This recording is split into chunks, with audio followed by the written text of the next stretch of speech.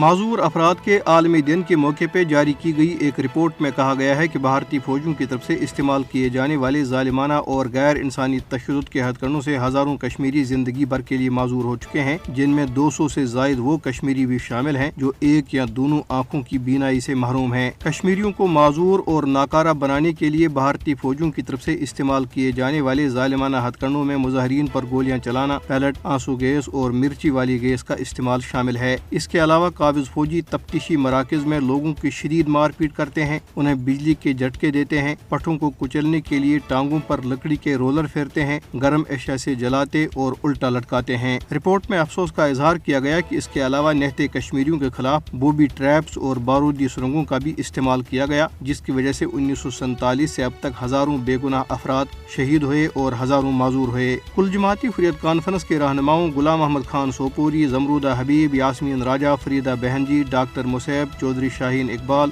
غلام نبی وار، حکیم عبدالرشید، سید بشیر اندرابی، خواجہ فردوس، محمد عاقب اور Jammu Kashmir democratic freedom party نے اپنے الگ الگ بیانات میں اقوام متحدہ اور عالمی طاقتوں سے اپیل کی کہ وہ مقبوضہ علاقے میں بھارتی ریاستی دہشت گردی کو روکنے کے لیے اپنا کردار ادا کریں۔ انہوں نے کہا کہ فوجی معصوم نوجوانوں اور بچوں کو گرفتار کرتے ہیں اور انہیں وحشیانہ تشدد کے ذریعے جسمانی طور پر معذور بنا دیتے ہیں۔ مقبوضہ جموں کشمیر میں کانگریس کے صدر وقار رسول وانی نے جموں میں ایک پارٹی اجلاس سے خطاب کرتے ہوئے کہا کہ بی جے پی کی سیاست تقسیم اور مختلف برادریوں میں نفرت کے بیج بونے تک محدود ہے۔ گزشتہ ماہ عالمی کپ کرکٹ ٹورنامنٹ کے فائنل میں بھارت کے خلاف آسٹریلیا کی جیت کا جشن منانے کے الزام میں گرفتار کیے گئے 7 کشمیری طلباء کو بھارتی عدالت نے ضمانت دے دی۔ ان طلباء کو میچ کے بعد آسٹریلیا کے لیے خوشی کا اظہار کرنے کے الزام میں گاندربل میں زرعی یونیورسٹی میں گرفتار کیا گیا تھا۔ ادھر کشمیر کونسل یورپ 5 سے 15 دسمبر 2023 تک یورپی ہیڈ کوارٹر برسلز میں ہفتہ کشمیر کا انعقاد کرے گی۔ اس دوران برسلز میں یورپی پریس کلب اور یورپی پارلیمنٹ میں سیمینارز، مباحثے، میڈیا کانفرنس اور تصویری نمائش سمیت مختلف تقریبات منعقد کی جائیں گی۔